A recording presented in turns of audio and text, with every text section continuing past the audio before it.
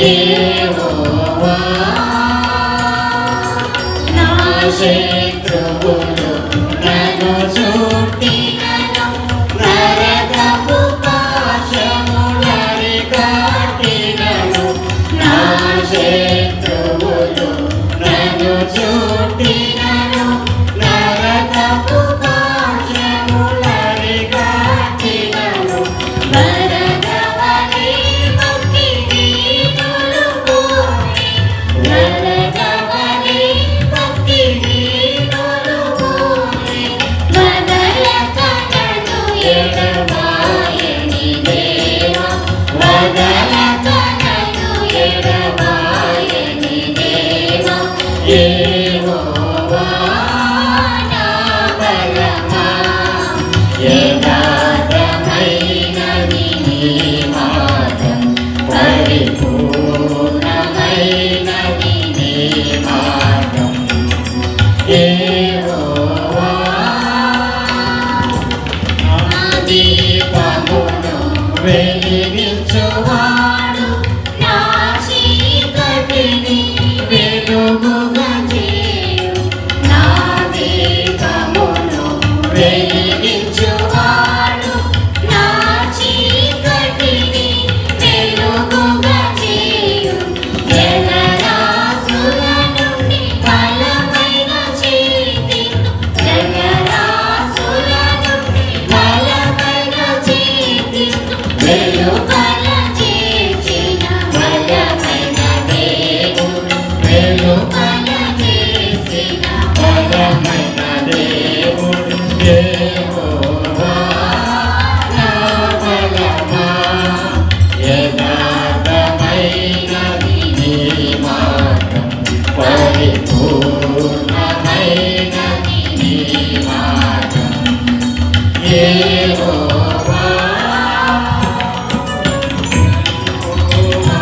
జీవము గల దేవా బహుగా స్తుతులకు అర్హుడ నీవు యెహోవా జీవము గల దేవా బహుగా స్తుతులకు అర్హుడ నీవు అన్యజనులలో ధన్యత చూపుచు అన్యజనులలో ధన్యత చూపుచు హల్లెలూయా స్తుతిగానము చేసెను హల్లెలూయా స్తుతిగానము చేసెను యెహోవా నా బలమా యథార్థమైనది నీ మార్గం పరిపూర్ణమైనది నీ మార్గం యెహోవా ప్రభు స్తోత్రాలు. 2020 సంవత్సరం జూలై మాసం 5వ తారీఖున మొదటి ఆదివారం. ప్రభువు మనకిచ్చిన సమయాన్ని బట్టి వందనాలు. ఇప్పుడు ప్రార్థన చేసుకుందాం. అందరూ ప్రార్థనలో ఏకీభించండి.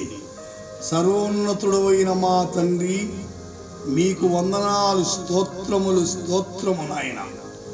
ఎందరో ఈ మాసాన్ని చూడని వాళ్ళు ఉన్నారు. మమ్మల్ని అయితే సజీవ లెక్కలో ఉంచి కాచి కాపాడుతూ నడిపిస్తున్నందుకే ఈ స్తోత్రాలు. ఈ సమయంలో మీ వాక్యాన్ని ఆయా స్థలాల్లో కూర్చొని వింటున్న బిడలందరినీ కనికరించండి నాయన. మీ హస్తం వారి మీద ఉంచండి. వారి కష్టాల్లో, బాధల్లో, ఇరుకుల్లో, ఇబ్బందుల్లో, శోధనలో కూడా తోడుగా ఉండండి. పరిశుద్ధాత్మ దేవుడు తేటగా వారికి దేవుని వాక్యము అందించబడినట్లు కృప చూపించమని, వినే చెవులు, గ్రహించగల మనస్సు ప్రతి వారికి అనుగ్రహించమని, అపవాది క్రియలు లయపరచమని యేసు నామమున ప్రార్థిస్తున్నాము తండ్రి, ఆమేన్. ఇప్పుడు మనము ఒక పాట విందాం.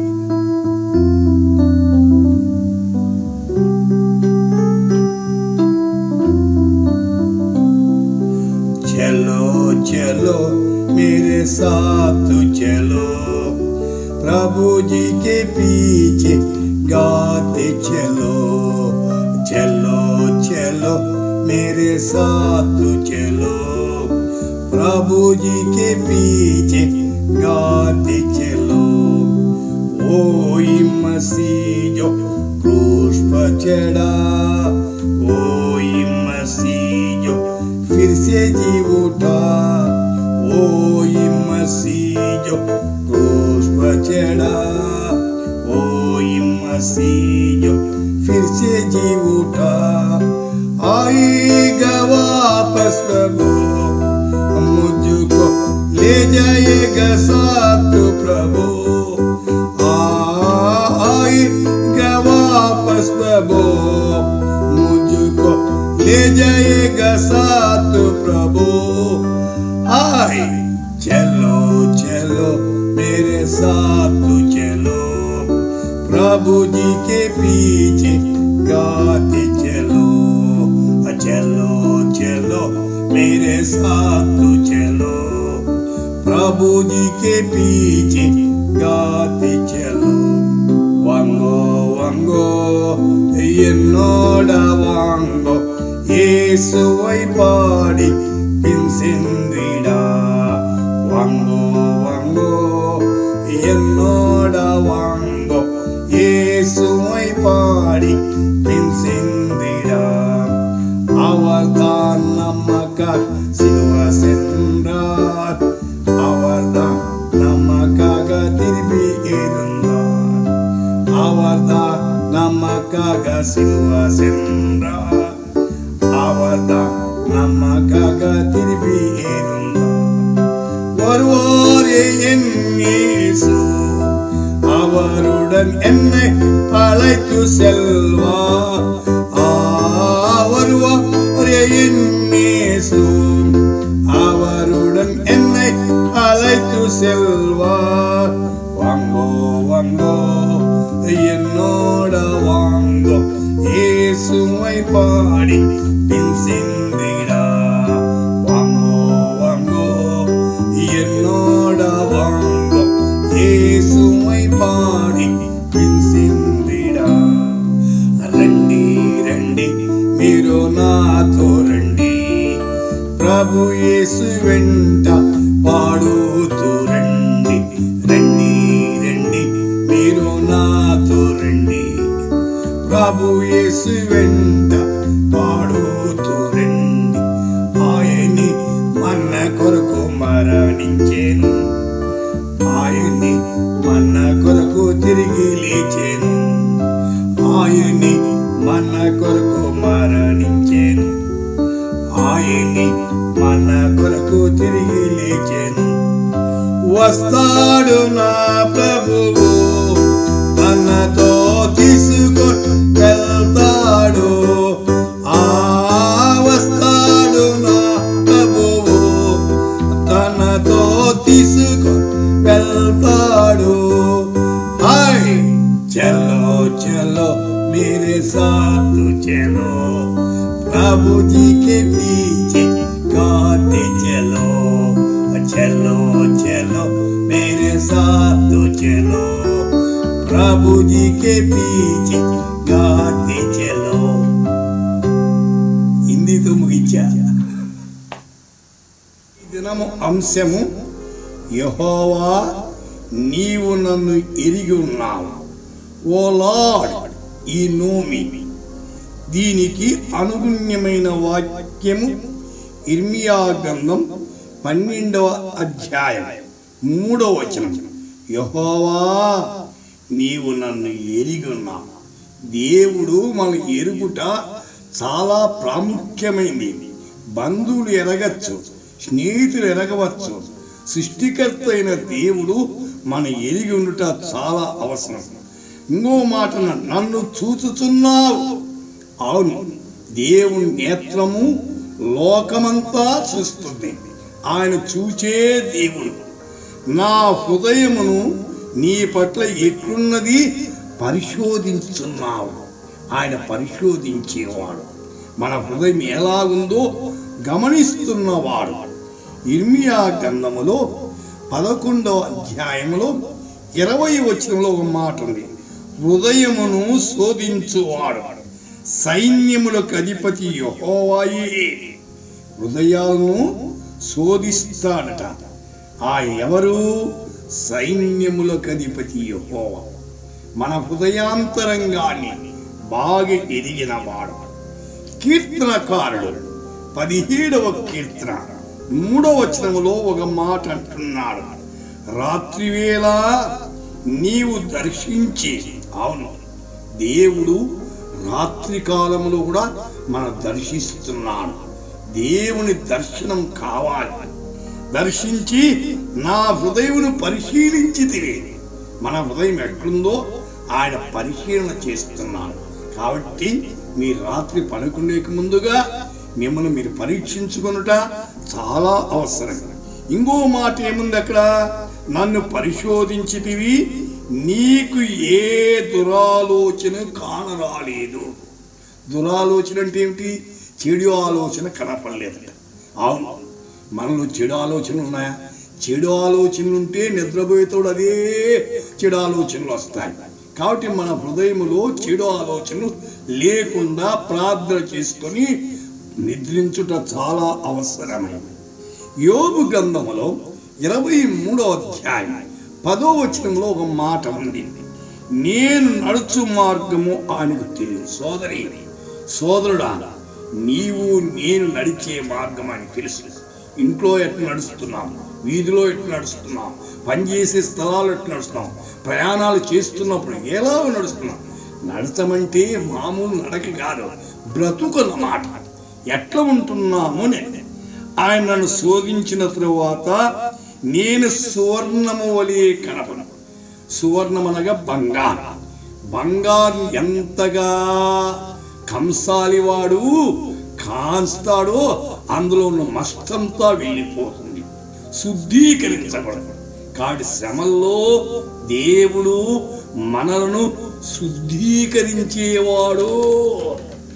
ఆ తరువాత మొదటి దినవృత్తాంత గ్రంథం 28వ అధ్యాయం 9వ వచనాన్ని గమనించండి. దేవుడు ఈయన యెహోవా అందరి హృదయాలను పరిశోధించువాడు. ప్రతి వారి హృదయము దేవుడు తెలుసు. ఆలోచనలన్నిటినీ సంకల్పములన్నిటినీ ఎరిగిన వాడై ఉన్నాడు. నీవు ఆయన తెలుసుకుని హృదయపూర్వకముగా మనఃపూర్వకముగా ఆయన సేవించు. ఆయన వెదకినట్లా ఆయన ప్రత్యక్షమవుతాడు.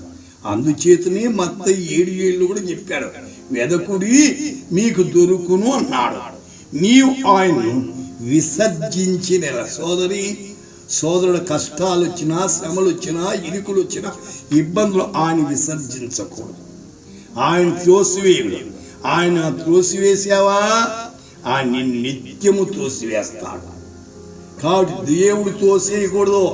మనుషులు తోసేసినా పర్వాలే, బంధువులు తోసేసినా పర్వాలే, దేవుడు తోసివేయకూడదు.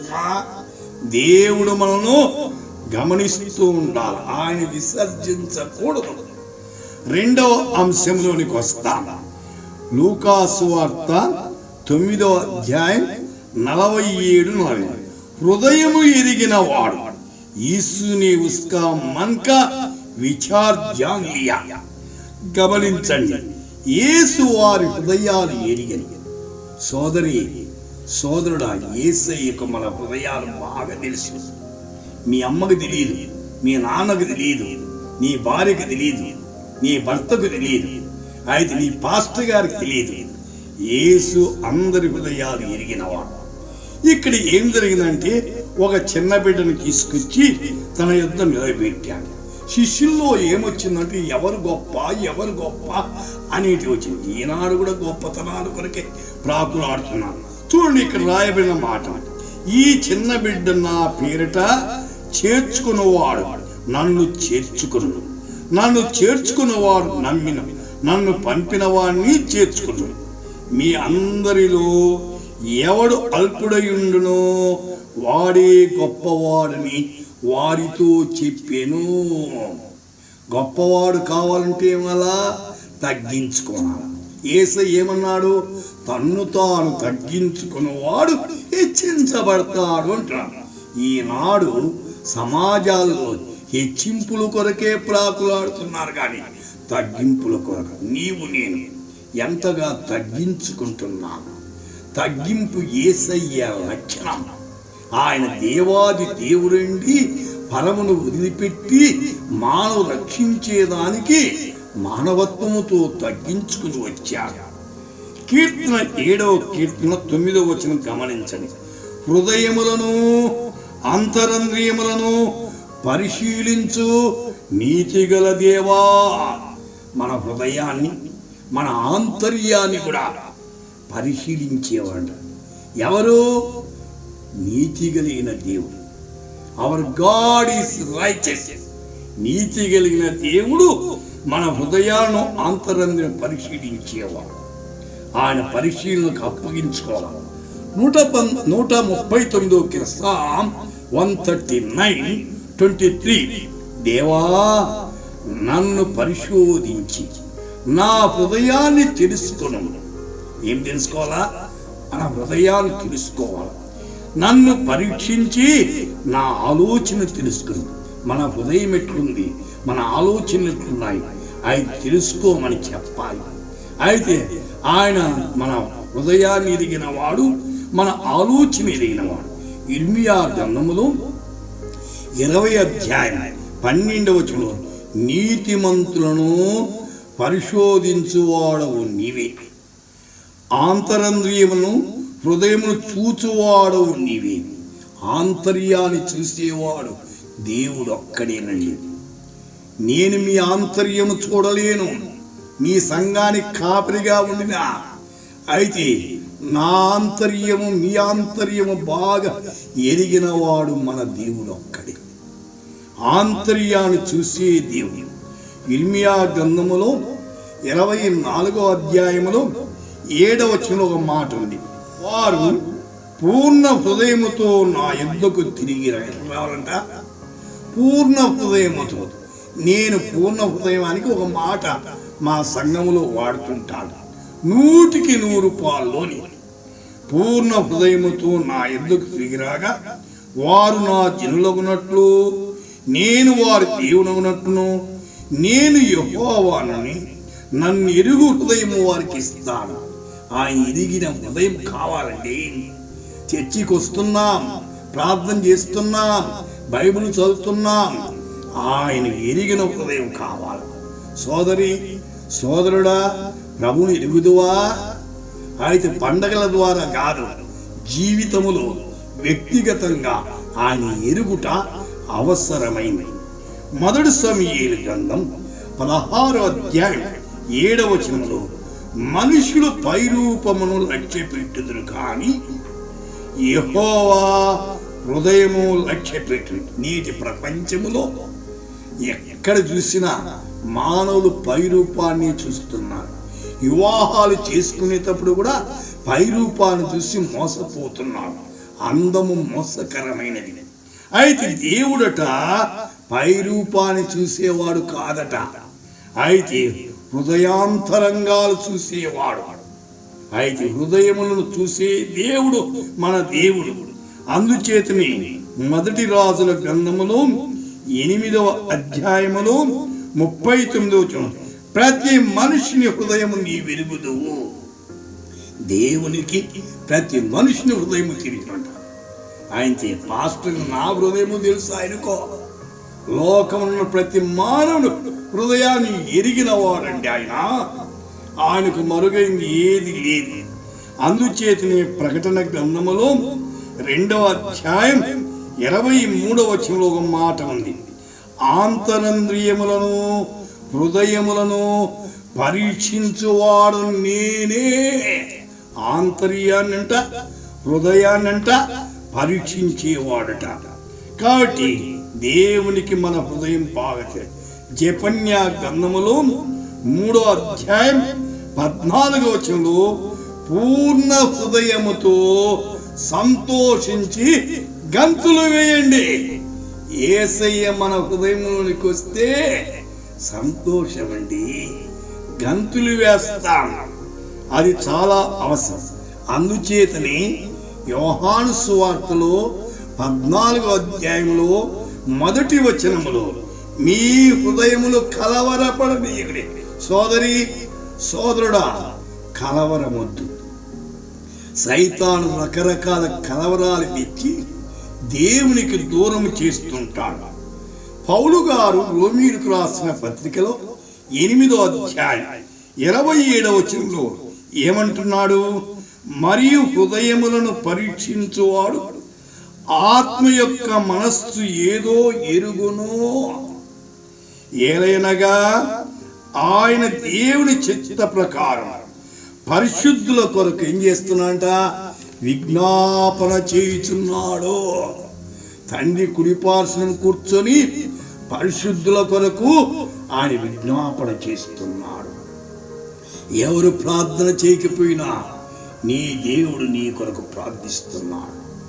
3వ సంగతి 139వ కీర్తన మొదటి 3 వచనాలు.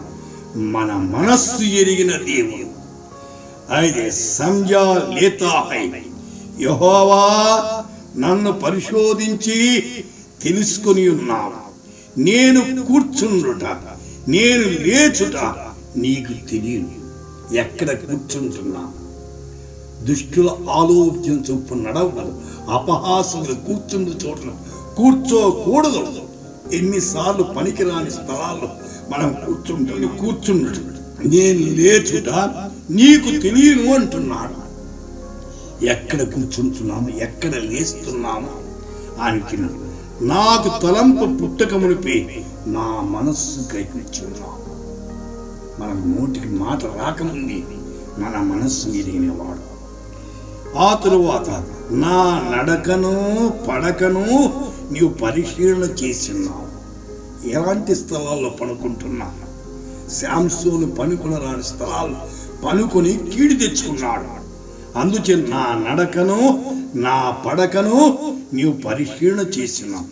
నా చర్యలన్నిటినీ నీకు బావుగా తెలియదు. మన సంగతి బావుగా తెలిసినవాడు దేవుడు ఒక్కడి.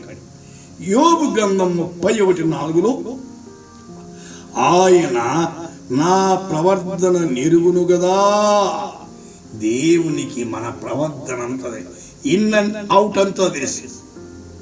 అయితే మనము ఇంట్లో ఎలాగుంటున్నామో, బయట ఎలాగుంటున్నామో, సంఘంలో ఎలా ఉంటున్నామో అయితే అన్ని చూస్తున్నాం. కొంతమంది చర్చిలో చాలా భక్తులుగా నటిస్తారు.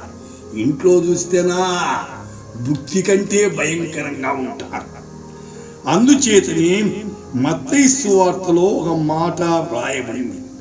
ఏమని వ్రాయబడిందంటే 9వ అధ్యాయం 4వ వచనములో యేసు వారి తలంపులు గ్రహించి మీరెందుకు మీ హృదయములో దురాలోచన చేయుచున్నారు. వాళ్ళు ఏముందంట? దురాలోచనట, మంచి ఆలోచన లేదట. ఫిలిప్పీలకు రాసిన పత్రికలో 4వ అధ్యాయం 7వ వచనంలో సమస్త జ్ఞానమునకు మించిన దేవుని సమాధానం యేసుక్రీస్తు వలన మీ హృదయములకు మీ తలంపులకు కావలి ఉండును. అయితే సమాధానము మన హృదయాల్లో మన తలంపుల్లో కావలి ఉండాలట. రోమీయులకు రాసిన పత్రిక 5వ అధ్యాయం 1వ వచనములో కాబట్టి విశ్వాస మూలమున మనము నీతిమంతులుగా తీర్చబడి, దేవుని స్తోత్రం. ఎలా నీతిమంతులుగా తీర్చబడుతున్నామంట? విశ్వాసం మూలమున మన ప్రభువుని యేసుక్రీస్తు ద్వారా దేవునితో సమాధానము కలిగి ఉందాం. దేవునితో సమాధానం ఉండాలా? ఇరుగు పొరుగు వారితో సమాధానం ఉండాలా? ఇంటిలో సమాధానం ఉండాలా? ఇరుగు పొరుగు వారితో కూడా సమాధానం ఉండాలా? 4వది యోహాను సువార్త 1వ అధ్యాయం 47-48 నీవు నన్ను ఎలాగూ ఎరుగుదువు? తూ ముసే కైసే జాంతా హై. ఎవరితో అంటున్నాడు ఈ మాట? నతానియేలుతో అంటున్నాడు. నతానియేలు గారు యేసుని గురించి చెప్తున్నాడు. అయితే ఎందుకంటే యేసంట నతానీయుల దగ్గరికి వస్తున్నాడు. అది చూశాంట యేసయ్య ఒక మాట సాక్ష్యం ఇచ్చాడు. ఇదిగో ఇతడు నిజముగా ఇశ్రాయేలుడు. ఎవరు చెప్తున్నారు? యేసయ్య. ఎవరి గురించి? నతానీయుల గురించి. నతానీయులు అనే మాటకు అర్థం ఏంటి? దేవదానముని అర్థం. ఇతడు నిజముగా ఇశ్రాయేలుడు. యేసయ్య హృదయాలు చూసి చెప్పేవాడు. ఈనాడు ఇతడు నిజముగా క్రైస్తవుడని లోకస్తులు చెప్తున్నారా? అయితే యేసయ్యే చెప్తున్నాడు. ఎవరి గురించి? నతానీయేలు గురించి. ఏమని సాక్ష్యం ఇస్తున్నాడు? ఇతడు నిజముగా ఇశ్రాయేలుడు, ఇతని యందు ఏ కపటము లేదని అతని గురించి చెప్పి యేసయ్య అంత మంచి సాక్ష్యం ఇచ్చాడు. ఈనాడు సంఘములో మనకు ఎలాంటి సాక్ష్యం? మన పనిచేసే స్థలాల్లో ఎలా ఉంది సాక్ష్యం? ఇంటిలో ఎట్టుంది? వీధిలో ఎట్టుంది? అయితే యేసయ్య నతానీయేలు గురించి ఇతను నిజముగా ఇశ్రాయేలు, ఇతను ఏ కపటం లేదు. ఇది విన్న తర్వాత నతానీయేలు అంటున్నాడు, నీవు నన్ను ఎలా ఎరుగుదువు అని ప్రశ్నిస్తున్నాడు. నతానీయేలు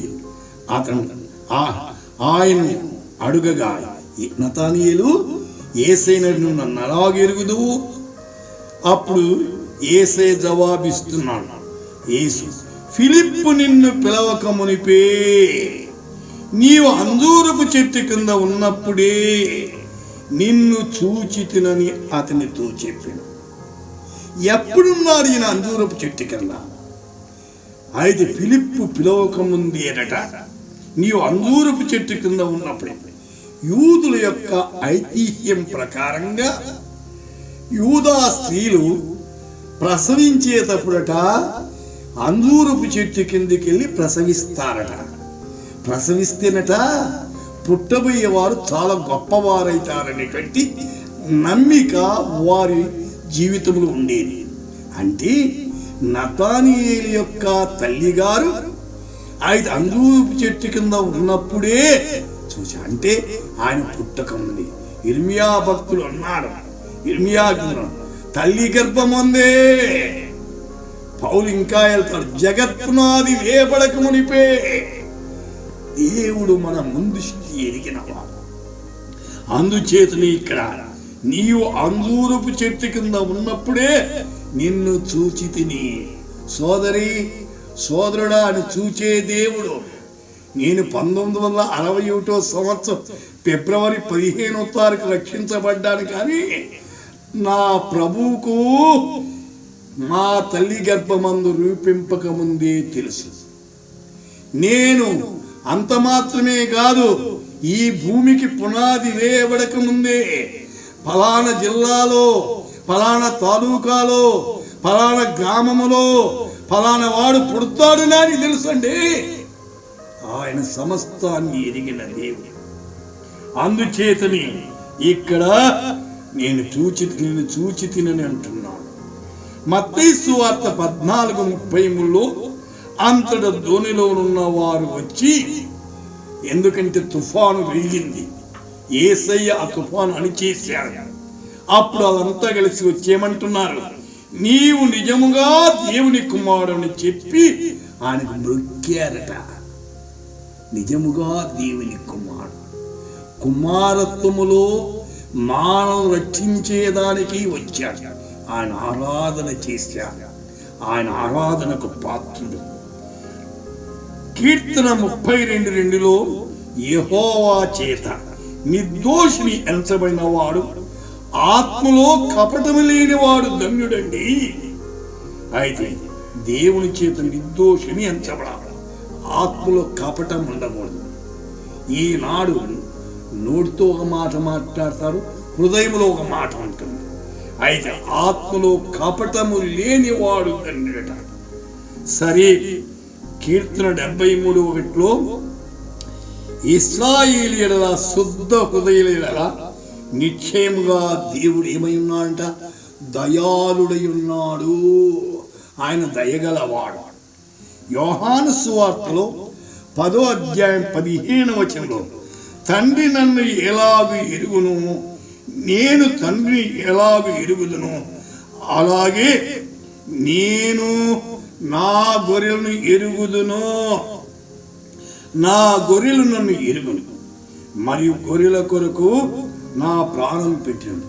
సోదరి సోదరుడా, యేసుని ఎరుగుదువా?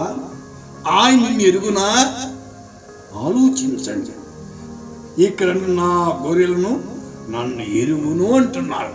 నువ్వు ఆయన గొర్రెవేనా? ఆయన ఎరిగావా? మరియు గొర్రెల కొరకు నా ప్రాణం పెట్టుచున్నాను. తన గొర్రెల కొరకు కష్టాలు వచ్చినా, బాధలు వచ్చినా, కన్నీటితో భారముతో ప్రాణం పెట్టిన వాడు.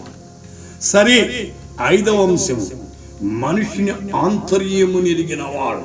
యోహాను సువార్త 2వ అధ్యాయం 24వ వచనం. వహ్ సబ్కో జాన్తా థా. అయితే యేసు అందరిని ఎరిగిన వాడు కనుక ఆయన తన్ను వారి వశము చేసుకునేది. ఆయన మనిషిని ఆంతర్యము ఎరిగిన వాడు. మన ఆంతర్యాలు ఎలా ఉన్నాయో, ఏ రోజు ఎక్కడున్నామో ఆయన చూస్తున్నాడు. ఆంతర్యాన్ని ఎరిగిన దేవుడు.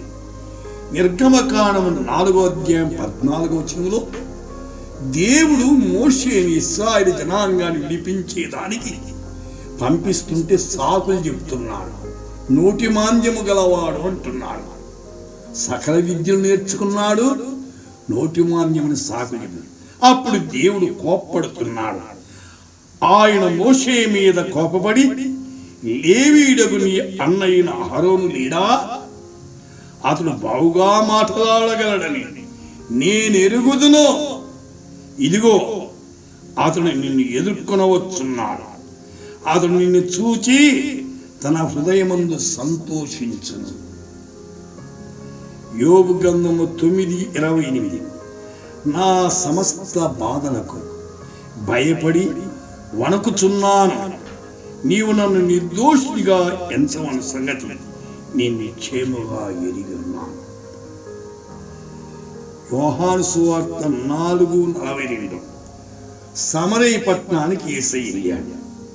ఆ సమరయ ప్రజలు ఏమని సాక్ష్యం ఇస్తున్నాడో చూడండి. మా మట్టుకు మేము విని ఈ నిజముగా లోకరక్షకుడని తెలుసుకొని నమ్ముచున్నాము. ఎలా చూడా? లోకరక్షకుడు. సమరయులు, అన్యులు యేసును గురించి ఇచ్చిన సాక్ష్యం ఏమిటి?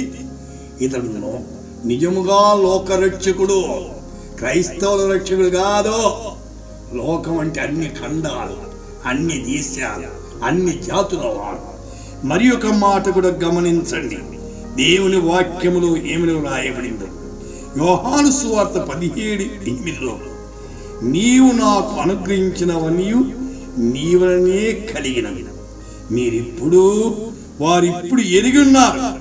నీవు నాకు అనుగ్రహించినవన్నీ నీవనే కలిగినవని వారి ఎరిగి ఉన్నారు. 1 యోహాను 4:14 బాగా గమనించండి. మరియు తండ్రి తన కుమారుని లోకరక్షణగా ఉండుటకు పంపబడుట మేము చూచి సాక్ష్యమిస్తున్నాము అంటున్నాడు. 6వ అంశం, మనతో చెప్పుచున్న మాట ఏమిటి? యా హై జో వహ్ హంసే సక్తా హై. కాబట్టి ఆయన శిష్యులలో కొందరు కొంచెము కాలమైన తరువాత నన్ను చూడరు, మరి కొంచెము కాలమునకు నన్ను చూచెదరు. నేను తండ్రి యొద్దకు వెళ్ళుచున్నానని ఆయన మనతో చెప్పుచున్న మాట ఏమిటని ఒకరితో ఒకరు చెప్పుకొని, కొంచెకాలమని ఆయన చెప్పుచున్నది ఏమిటి?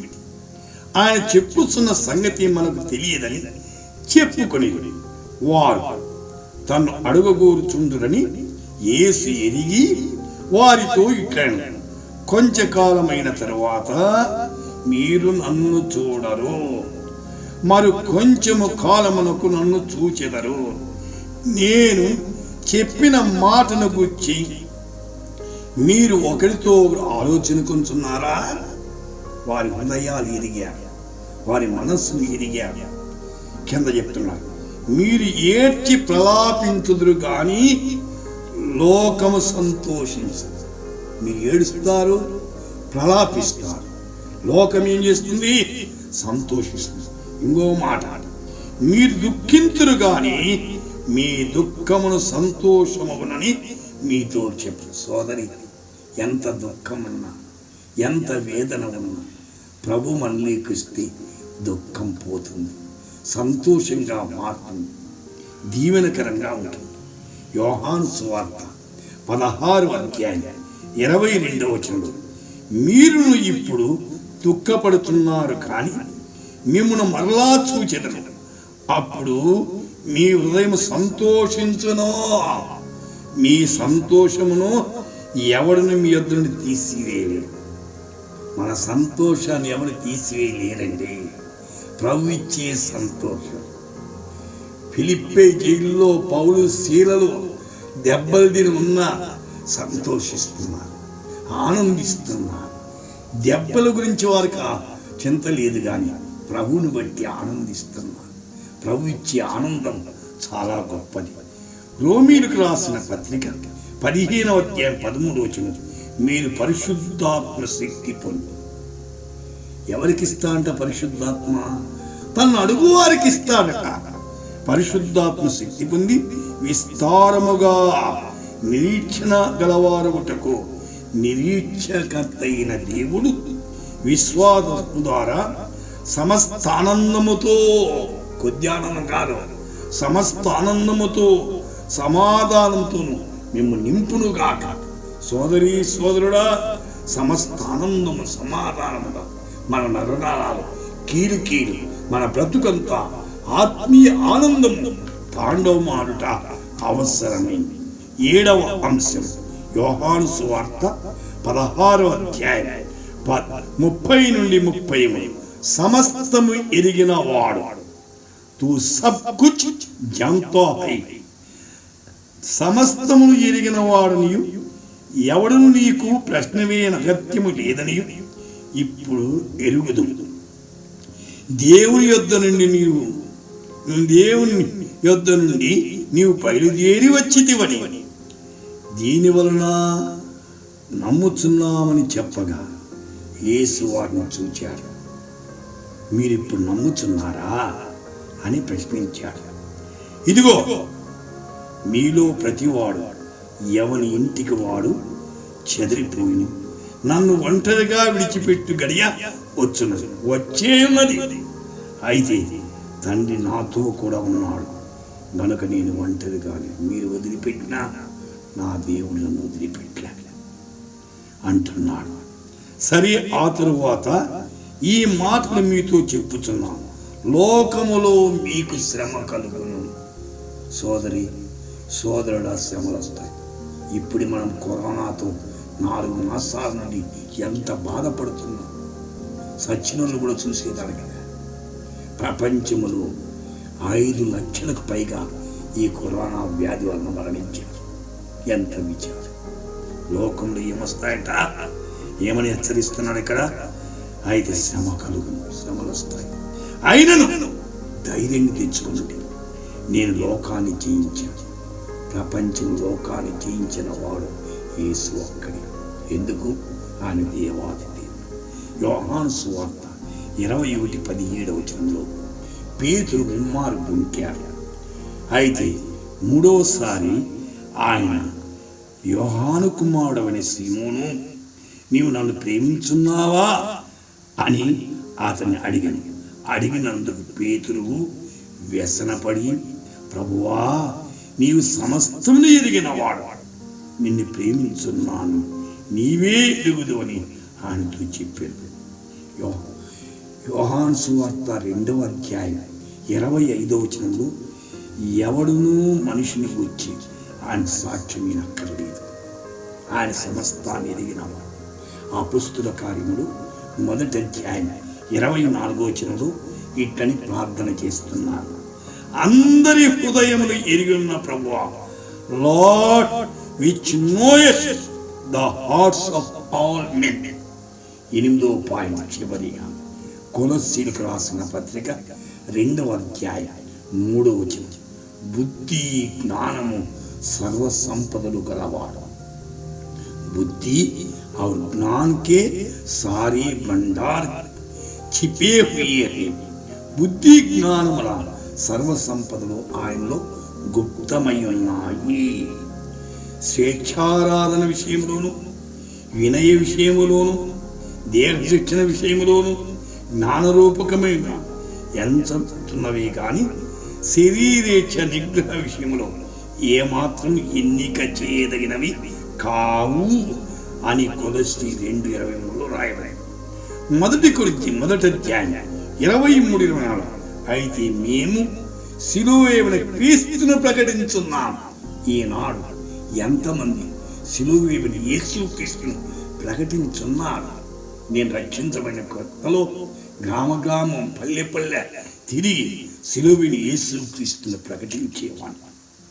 ఆయన యూదులకు ఆటంకముగాను అన్ని జనులకు వెరితనముగాను ఉన్నాడు. కానీ యూదులకేమి గ్రీసు దేశస్థులుగా పిలబడిన వారికి క్రీస్తుని దేవుని శక్తి దేవుని జ్ఞానమై ఉన్నాడు. మొదటి కొరింథీ 1:18 సిలువను గూర్చిన వార్త నశించున్న వారికి వెరితనము కాని రక్షించబడుతున్న మనకు దేవుని శక్తి. సిలువను గూర్చిన వార్త ప్రకటించాలి.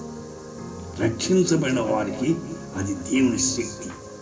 అయితే నశించున్న వారికి వెలితనంగా ఉండవచ్చు.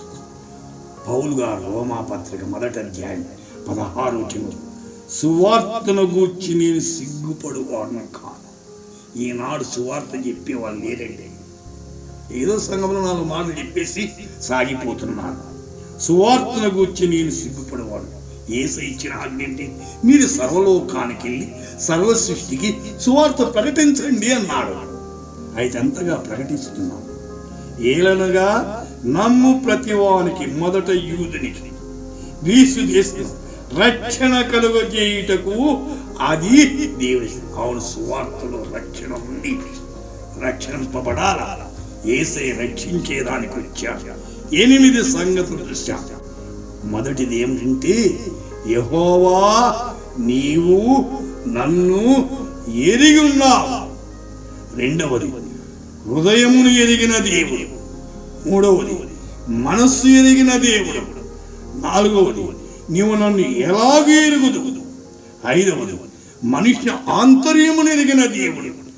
ఆరవది మనతో చెప్పి ఉన్న మాట ఏమిటి. ఏడవది సమస్తముని ఎరిగినవాడు. ఎనిమిదవది బుద్ధి జ్ఞానము సర్వసంపదలు గలవాడు. ఇలాంటి దేవుని నీ జీవితంలో స్వీకరించు. ఎందుకు ఆలస్యం చేస్తున్నా? నీడి అనుకూల ఈ జూలై మాసములో ఆయన ఎరిగి ఉన్నాడా? మొదటి ఆదివారం ఇంకా ఆయన ఎరక్కపోతే, ఆయన నిన్ను ఎరక్కపోతే, యేసయ్యా నేను పాపినయ్యా, నా పాపాలు క్షమించు నాయన, నా హృదయంలోనికి రా ప్రభువా, నా జీవించు నాయన, నా పొరపాటు నా అవిధేయతలు క్షమించి నన్ను ఈ భయంకరమైన ధనం నా నీ కొరకు వాడుకో ప్రభు అని నిన్ను ప్రభు సమర్పించుకో. ప్రార్థన చేసుకుందాం. ప్రార్థిస్తాను. మహిమోన్నతులమైన మా తండ్రి, ఇంతవరకు ఎరిగి ఉండుట. అవును నాయన, మేము నిన్ను ఎరగాల, నీవు మమ్ము ఎరగాలి. మేము మీతో మిళితమై జీవించేదానికి కృప దయచేయమని ప్రార్థిస్తున్నాం. దేవా, ఆయా స్థలాల్లో యూట్యూబ్ ద్వారా వింటున్న బిడ్డలందరినీ కనికరించు. ఎవరెవరు ఎన్ని సమస్యల్లో ఉన్నా, ఎన్ని బాధల్లో ఉన్నా, ఎన్ని ఇరుకులు ఇబ్బందులు ఉన్నా, మా ప్రభు ఇంకా మిమ్మల్ని ఎరగని వారు మిమ్మల్ని ఎరిగి తమ హృదయములో మీకు స్థలం ఇచ్చినట్లు సహాయకార్యం నడిపించడం, నీకే మహిమ ఘనత ప్రభావం తెచ్చుకోమని యేసు నామమున ప్రార్థిస్తున్నాము తండ్రి.